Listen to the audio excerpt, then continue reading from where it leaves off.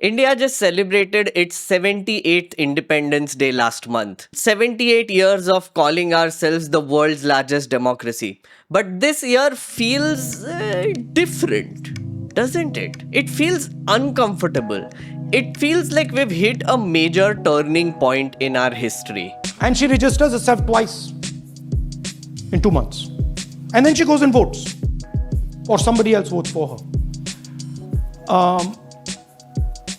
This is how the Bangalore Central Lok Sabha election was stolen. Because on August 7th, leader of opposition Rahul Gandhi stood in front of the press and indirectly said out loud a thought we've all been having lately. Indian democracy is officially dead. He didn't just throw a question into the wind and walk away. He came with evidence. He presented data and claimed that there is large-scale voter manipulation happening in Indian elections for the past few years. After that, more and more evidence has been spilling into the public, which raises questions about our elections. The internet has gone into detective mode. Ordinary people have been combing through voter rolls, finding very strange patterns.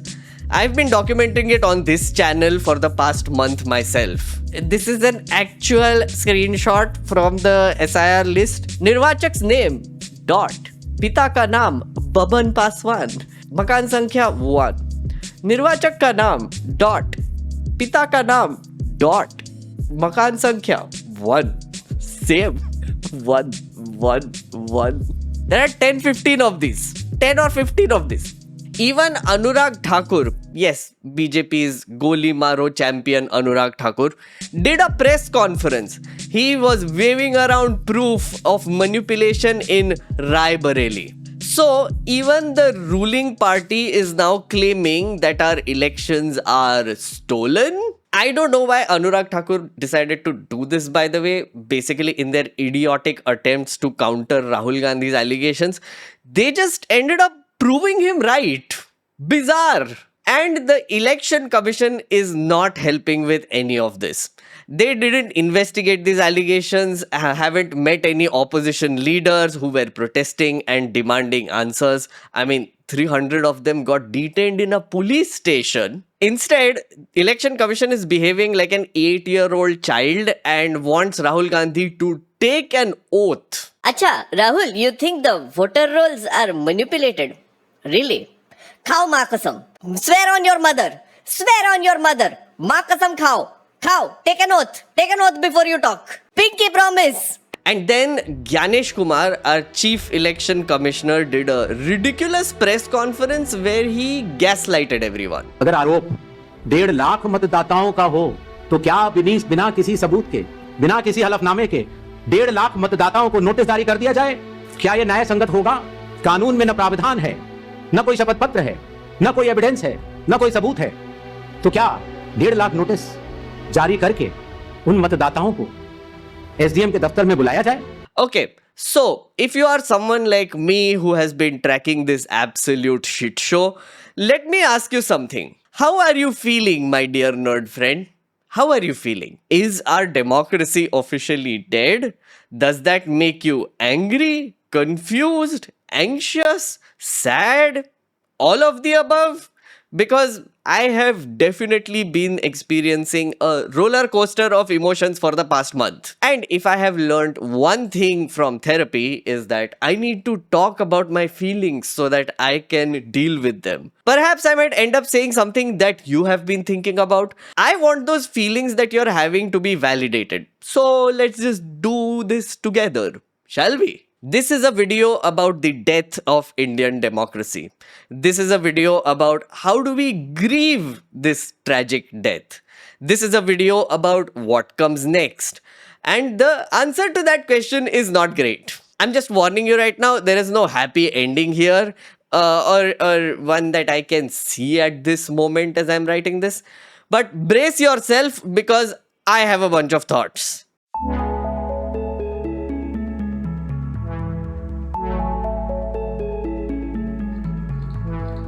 Look, Suspicions about India's elections being less than fair aren't exactly new. We've seen the BJP survive wave after wave of public anger, somehow untouched by anti-incumbency.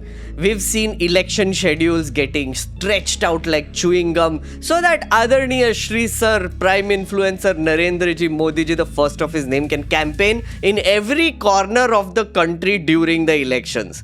We have seen bizarre results in the past few years, like Madhya Pradesh, Haryana, and Maharashtra state elections, where the outcome felt strange or counterintuitive, to put it mildly. We are also seeing the Election Commission undertake a shady, very intensive voter roll revision exercise in Bihar. का नाम cut गया है voter list से, आपको मालूम है?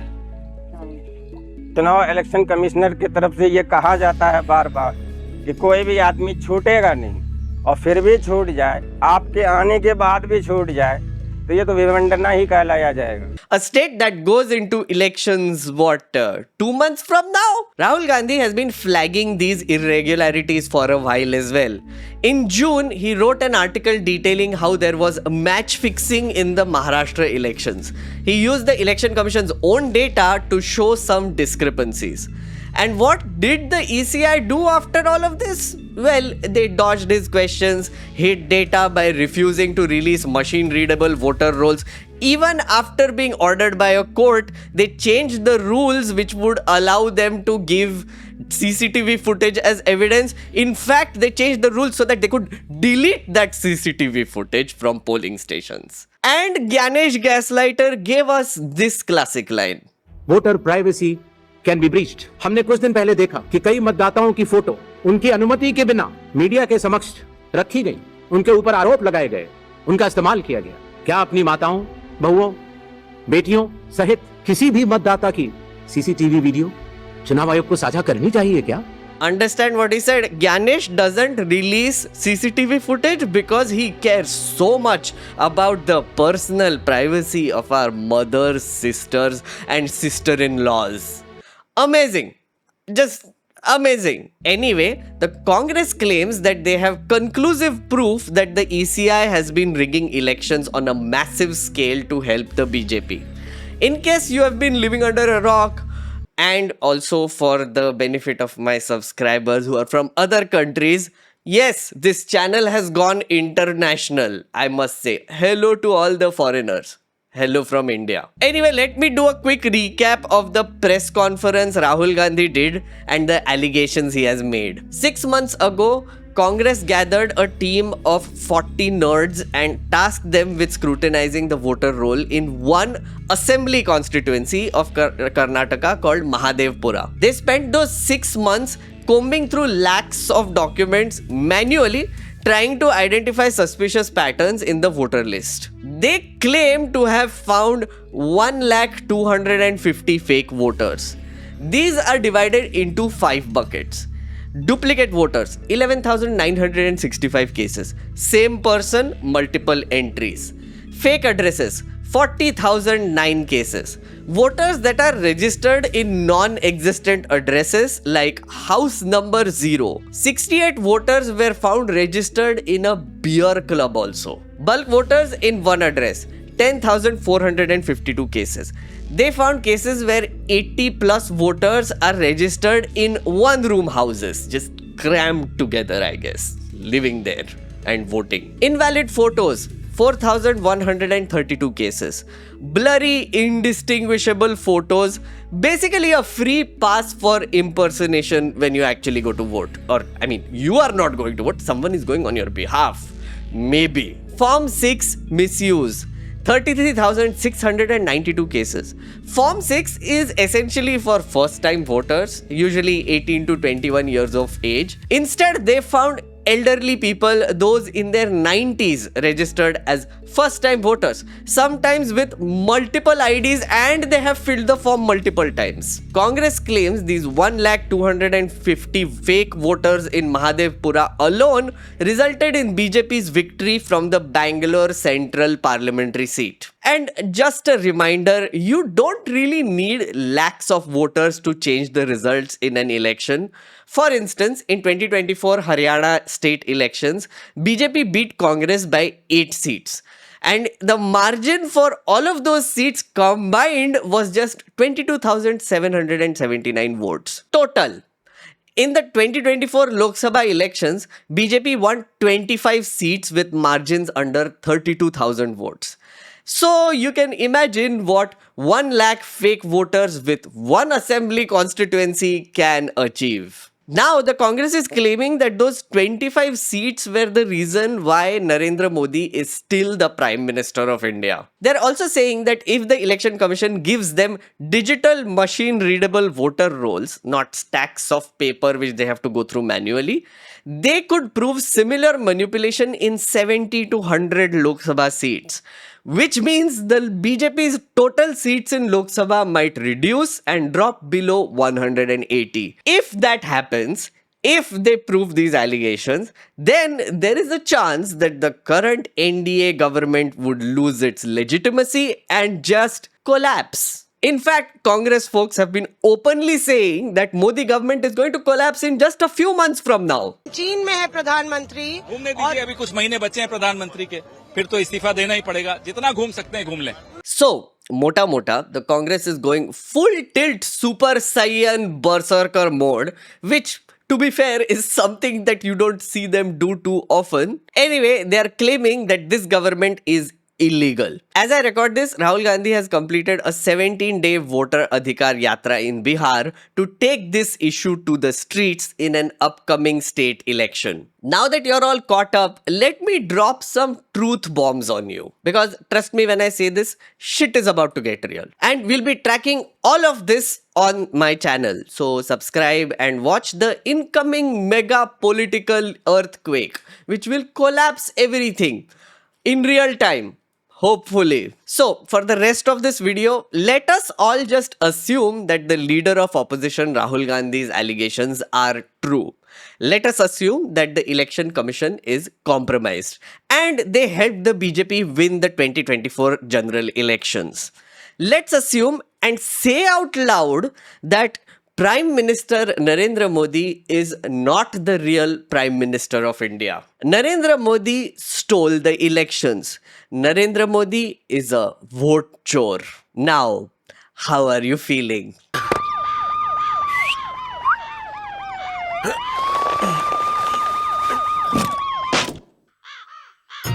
बेटा मन में लड्डू फूटा. Okay, stop. Control. This epic happiness that you are experiencing is a bit premature. This hasn't happened yet. This hasn't played out to its completion because the government is still there. But what if it did? Yeah, what if it did? What if this government didn't last? What happens next? Where do we go from here? And trust me, it's not just a simple question anymore of one government replacing another with different people in power. Something has changed, as I said. Brace yourself for real because shit is about to get existential for you. I want you to feel the feels, so I need to dig deep. First, let's talk about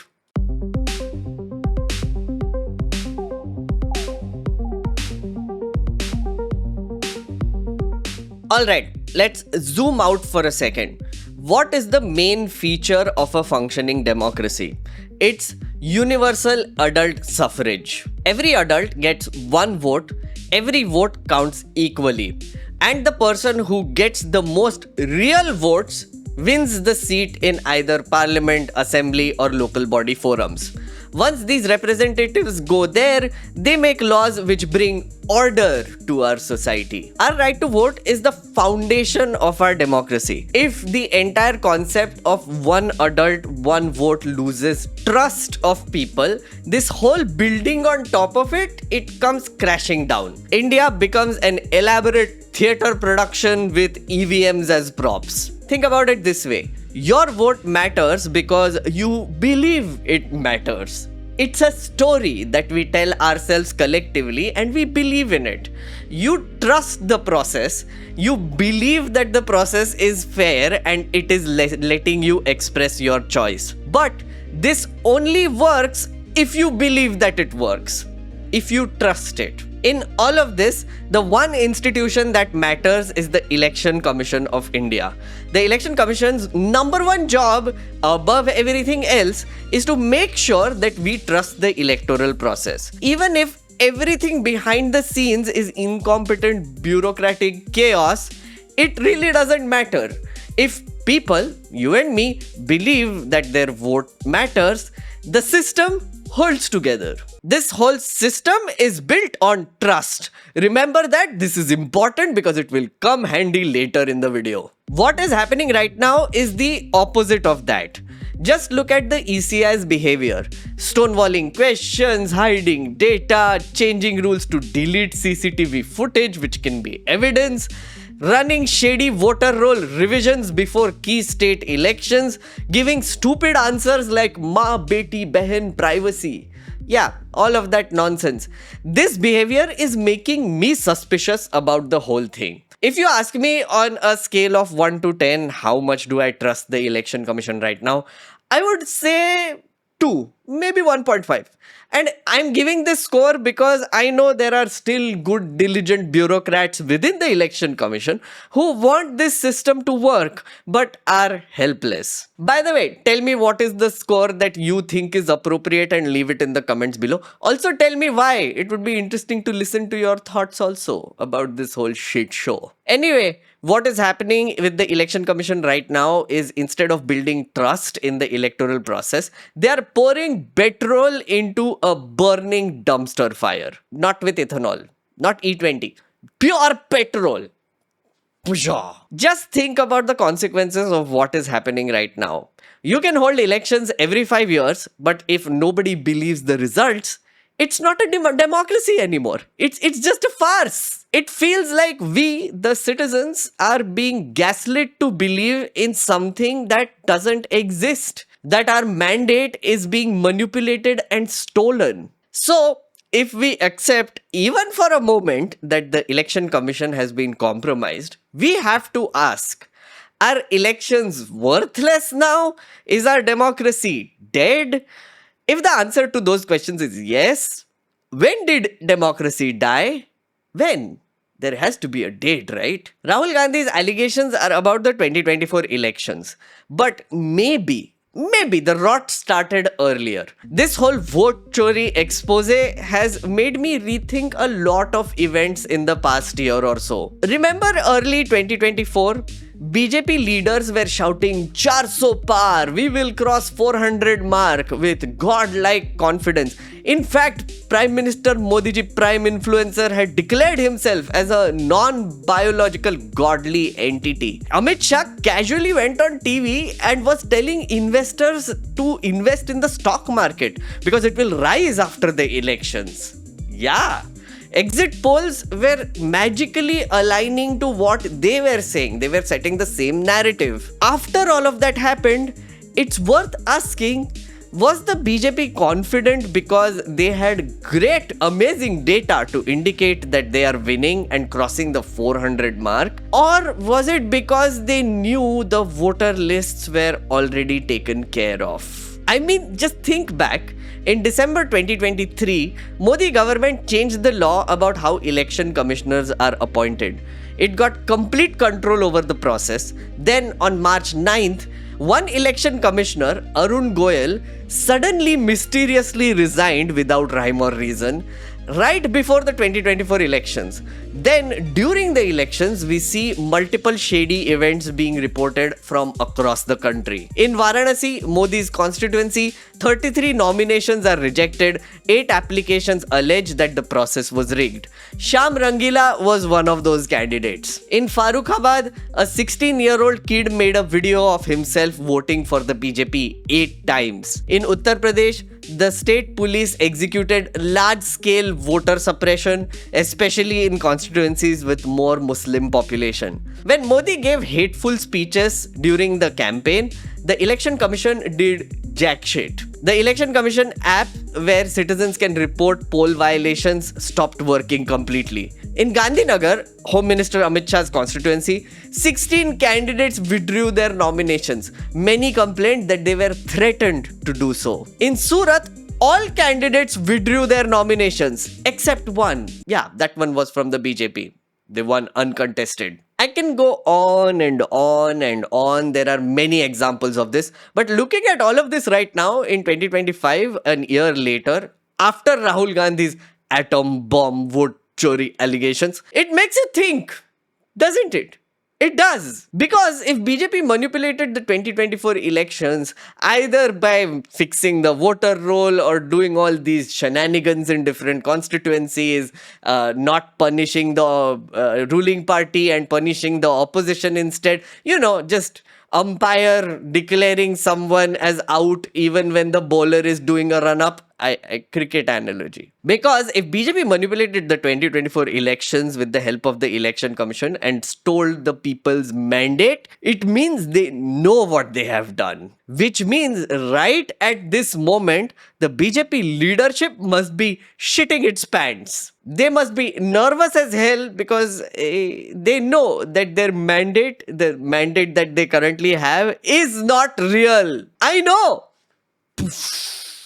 It also explains why they're doing like random shit like Anurag Thakur giving proof of vote chori when trying to counter Rahul Gandhi, but instead solidifying his point. Who comes up with this shit, BJP? They're panicking. So, if this allegation is real, for the last 1 year, you, me, and every person in this country has been going through something that we might not even realize. We are living in a country where democracy quietly died in the night in 2023, and we just noticed it a year later. We are grieving. We didn't even know, but we are. Feels like shit, right? Yeah, I know. It's okay. Don't worry. I'm going to help you out. That's what this video is about. Let me take you through.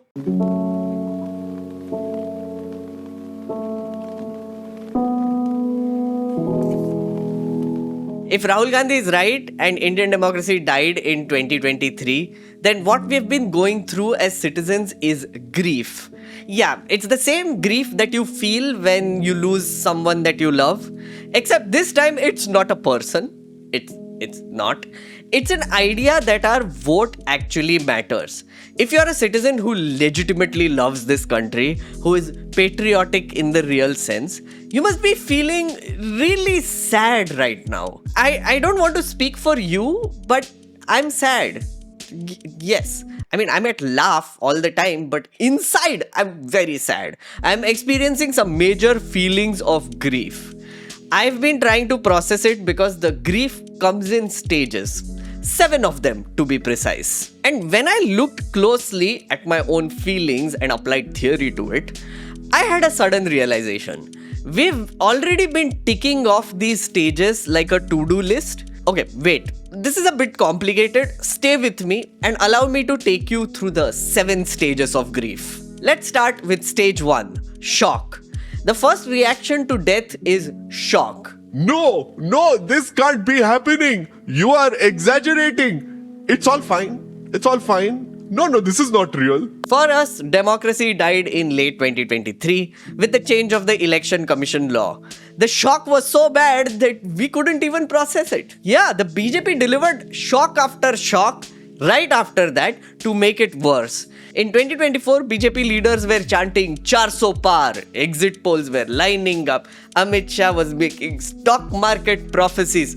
It all seemed weird, but we were in shock, so we didn't really think much of it. Then came stage 2, denial. When the results came and Modi took over for the 3rd time, we went into full denial mode. We started telling ourselves that democracy was healing. At least they didn't get a majority, right? See? It's not that bad, is it? Well, now we know democracy was already dead, so how will it heal? After 2024 elections, there were reports by multiple organizations like Association of Democratic Reforms and Vote for Democracy, which pointed towards possible manipulation, but we were in denial, so it didn't really matter. Then came stage 3, anger. State elections were postponed in Maharashtra and Haryana. Delhi elections showed more signs of shadiness. Aam Aadmi Party did a press conference pointing to similar manipulation patterns. I don't know if you have forgotten about this, but they did that. They literally showed up with people who were declared dead by the election commission but were actually alive. At this point, a lot of people had entered the anger stage. With every subsequent state election, more and more people went into stage 3. And now a combination of the Bihar SIR exercise and Rahul Gandhi's press conference has opened a floodgate of anger. We are here right now. We are in stage 3, meaning we are angry. Really angry on the inside. What comes after this? Stage 4, bargaining. This is coming. My guess is it will happen sometime around the Bihar elections. A lot of people will want to turn up during the elections and vote against the BJP in that state. They will do it with a vengeance. But the funny thing is, our shitty election commission is going to end up excluding a lot of voters, making them angrier and angrier. I hope you saw that press conference by our election commissioner Ganesh Gaslighter. I don't know about you, but when I saw it, I got so triggered. Oh my god! Suffice to say, Bihar elections are going to be a farce because the game is already rigged. It's like trying to win a game where the referee is literally playing for the other team. Once you accept this fact, you stop being angry and go into the bargaining stage. What if we punish these vote chores and vote for someone else? What if we try to fix these errors in the voter rolls? What if we work harder during these Bihar elections and fix things? The bargaining stage includes a lot of confusion and a lot of shitty decisions, and that is what is going to happen. These are all good questions, but unfortunately, this is not going to work because if it's the same shitty election commissioner which will conduct these elections, so what's the point? Which brings us to stage 5, depression. Yeah, this one is going to be scary. If Bihar gives a crazy, unbelievable result, then a lot of people will just give up. Yeah, why waste time participating in a democracy when it is already dead? When the results are just pre-decided, when the government chooses the voters, not the other way around.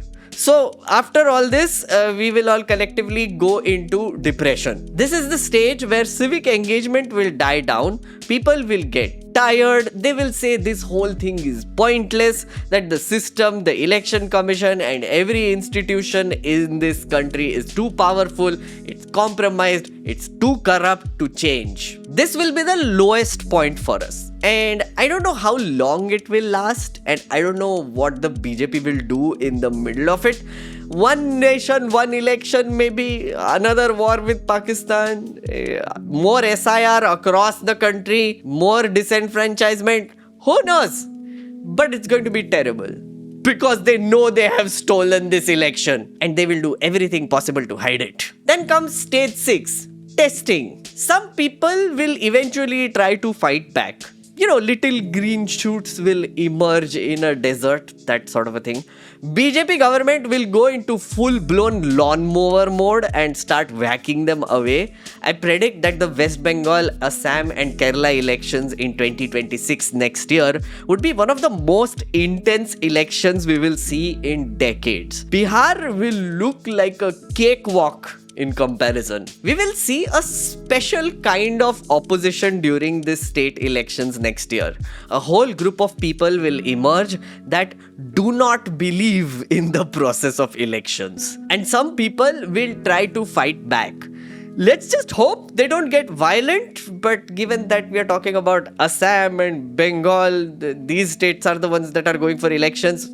Yeah, you never know. Things might get ugly. Then we come to the final stage. Stage 7, acceptance. And no, acceptance doesn't mean that we are okay with it. It means that we collectively stop pretending that the old system works. Acceptance means that we start asking, Okay, so yeah, democracy is dead. If elections aren't free and fair anymore, What is plan B? What do we do next, by the way? This will be the stage where the current establishment would have collapsed, leaving giant holes in the system around us. And we will have to look at these ugly holes, then pick up the pieces and rebuild. Not the old system, but something that cannot be rigged so easily again in the future. That is going to happen. I mean, I don't know when, but that is the logical end to this shit show that we are going through right now. Because right now, I think we are somewhere in the anger and bargaining stage. Bihar will decide if we slide into depression or move straight into acceptance. Either way, just understand this for now. Grief is a process. And if we want our democracy back, we cannot get stuck at any one stage. We need to go through the entire painful process together. It's going to be terribly hard, and people who will be most affected by this are going to be the poor and marginalized. The more privileged you are, the less you will feel the political earthquake. But please understand this, you are going to feel it no matter who you are or how rich you are, because when a social system resets, everything goes to shit for a while. Yeah. I know that was intense. I know. So to reset your brain a bit and process your thoughts, take some JCB ki Khudai.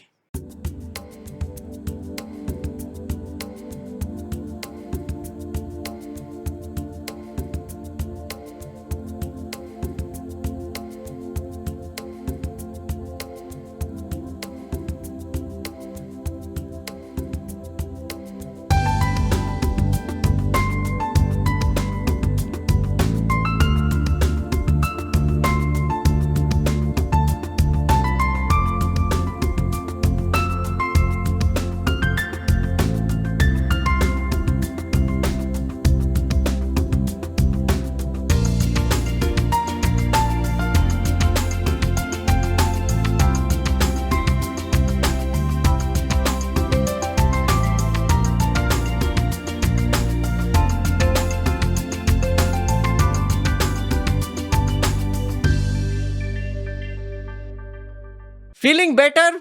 You're welcome. Okay, I legit didn't want to end this video like this. It's too depressing, it's too sad, and I don't like doing that. It just doesn't feel like me. And I know in the beginning of this video I said that, it is going to have a sad end, but it doesn't really need to, does it? Maybe. So let me try. Alright, for this random burst of positivity in the end, I need to take you to imagination land because I have a bunch of thoughts.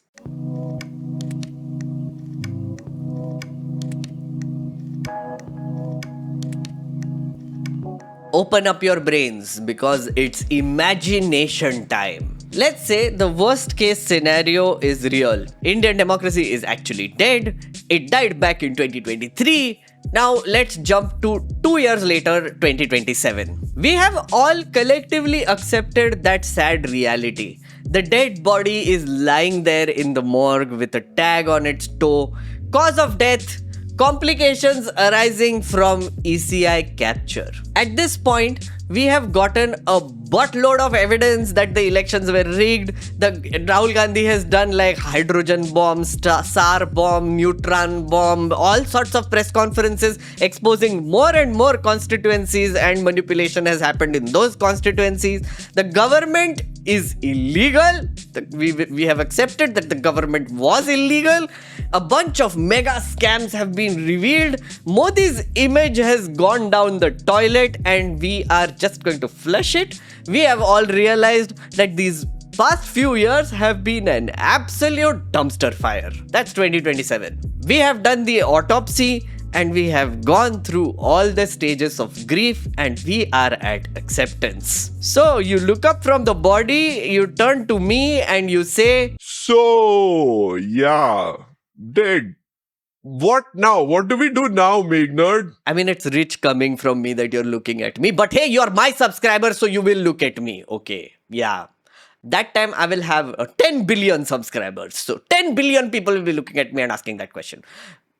Optimism. I end the video with optimism. Sorry. I digress. So, at this point, reality has hit you hard in the face hole. We can't vote our way out of a broken system.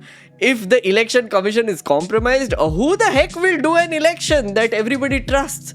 Who do we select people to head that body? The only answer here is that we will have to change the rules of the game. What rules, you ask? I got you. So in no particular order, here are some. We will have to create an independent election commission selected by a transparent multi-party citizen-led protest, not hand-picked by the government of the day or by the president, which the government controls indirectly. We would need open voter rolls, digitally readable, publicly available, updated in real time so every citizen can check them. And they need to be hack proof. So it would need some major cyber security expertise to get it done. We would need decentralized monitoring during elections. Thousands of trained citizen volunteers stationed at booths, recording and reporting every irregularity in real time, probably with body cams. The year is 2027. I don't know where technology is. AI might help us during that time. Maybe even Elon Musk's robots might be able to help. I don't know. Again, 2 years down the line, who knows? And finally, we will need to have a trial. Yes, we need to make an example out of these officials, especially the bureaucrats who have allowed this massive manipulation to happen. That is the only way future officials wouldn't dare do something like this again. For at least another 20 years, 25 years, give or take. I'm not that optimistic also, okay? I'm not saying that forever all bureaucrats will be fixed. No, 25 years, enough. Yeah, it's enough. Then the next generation can deal with the next shitty lot of bureaucrats. Anyway, who will do all of this? I have very less hope from the Supreme Court, the current Supreme Court. So the only way is collective citizen-led effort, not protests. No, the time for protests would have come and gone by 2027. We would require progressive thought and action. What would that look like? Yeah, this is something worth thinking about for all of us, and we need to start right now. Worst case scenario, start thinking right now. My tiny brain does not allow me to actually tell you how this will unfold or what will happen. But 2 years from now, we will still have this YouTube channel, so we will figure it out. If we come to that stage, I'm pretty sure of it. We will look back at this video and then we will be like, Bhai, Nostradamus, look at this guy. 2 साल पहले ही बता दिया क्या होने वाला है. Holy shit. Who knows? My 10 billion subscribers will be doing that. And yes, I know that none of the things that I have said will happen tomorrow. If the current government has been formed on a stolen mandate, then they are not going to be the one who will pass the reforms and undo their own manipulation and scam. My guess is, for a while, BJP is going to flail about and stupidly try to hide this whole thing and then fail spectacularly. And it's already happening, by the way. Look at this. BJP is now claiming that there were 2 lakh plus doubtful voters in Rahul Gandhi's constituency, Raebareli. They have given the data too. Yes. You know what? Posts like these just prove 4 things to me. 1. Instead of hiding it, BJP is now exposing the Election Commission and trying to give more evidence of vote chori. 2. The Election Commission of India is giving digital data to the BJP, so they can do these sort of revelations. 3. Together, they are making vote chori allegations even more credible right now. And 4. BJP bhakts are morons. I mean, look at this. Meanwhile, what we nerdy folk need to do is deal with 2 uncomfortable truths. 1. Our democracy is dead. 2. Democracies don't magically come back to life. They have to be rebuilt piece by piece. And if we don't start doing the work now, or at least thinking about it, we'll be telling our kids that we used to live in the world's largest democracy. Until one day, we didn't. In conclusion, is our democracy officially dead? Looking at everything going on right now, I would say yes. I don't know about you, but I have been progressing through the anger stage and going into the bargaining stage of the grief process. If you agree, then we either let this putrid dead body of a democracy rot there and turn smelly, or we burn it, we bury it, we cremate it, do an Antim Sanskar, and prepare for the birth of the next version of our democracy. And for what it's worth, I'm not ready to let these boomers even attempt to make the next version. All the people who are complicit in this murder can burn in hell for all I care. It's time for the millennials and Gen Zs to take over, and we shall. And we will come up with a better system. I told you I'm angry. But hey, let's hope for the best. Anyway, think about what I said, and I will see you in the next video.